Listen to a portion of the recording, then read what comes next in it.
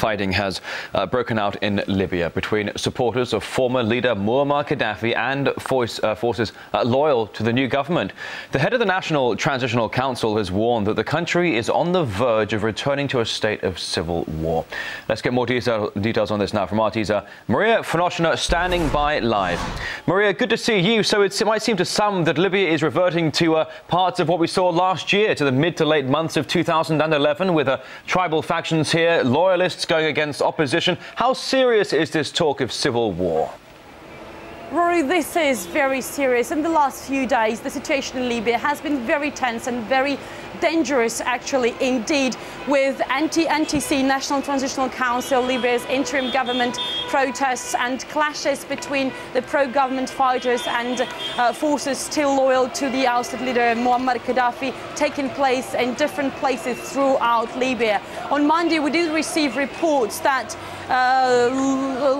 Gaddafi loyalists actually managed to take control over the city of Bani Walid, southeast of the capital, Tripoli, once known as Gaddafi's main stronghold, and did also manage to raise green flag at one of the gates of the town. Green flag, symbol of Gaddafi's rule. And local officials have been reporting about at least 5 NTC people killed in this violence. So as we can see, this is very symbolic. Bani Walid, as I've just said, has always been considered Gaddafi's main stronghold, and since the beginning of the uprising, people from this particular area, from Bani Walid, have been volunteered to fight for Gaddafi, to die for the former colonel everywhere throughout Libya. And once it was said to be the stronghold for Gaddafi's son, Saif al-Islam. So that's very symbolic that the violence erupted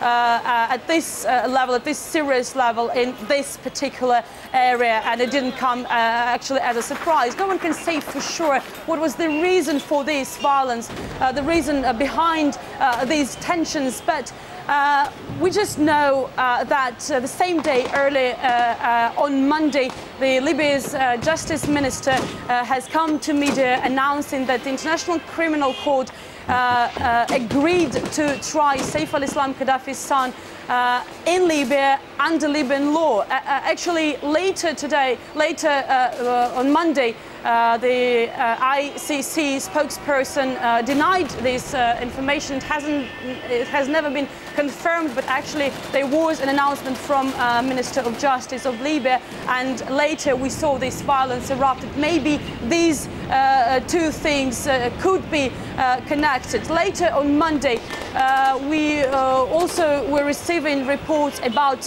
violence around Tripoli, and following that, the NTC set checkpoints around the capital just for security reasons, and also 3 NTC people were reported to be killed in the city of Benghazi in the eastern part of Libya. Benghazi, the city which is known to be the stronghold of the rebels since the beginning of the uprising last February. Rory?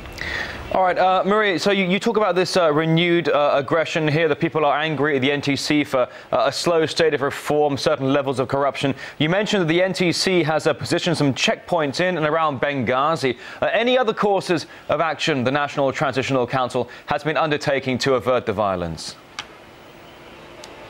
Yes, you're absolutely right. We can see that angerness among Libyan population is rising over how NTC is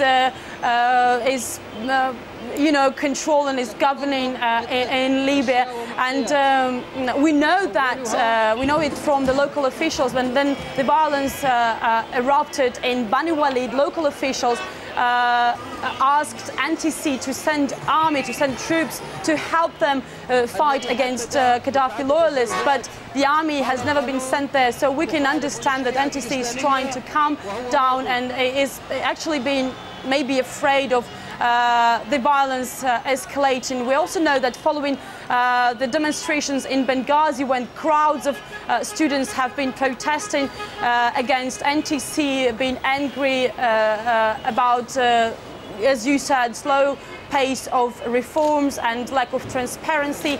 One of the high-profile members of NTC resigned actually, and this resignation was accepted by Abdul Jalil, the chief of NTC. So we can see that NTC is trying to take control over this situation, but with actually little success so far. Rory? All right, Artis and Maria Finoshina there with the latest on Libya. Thank you.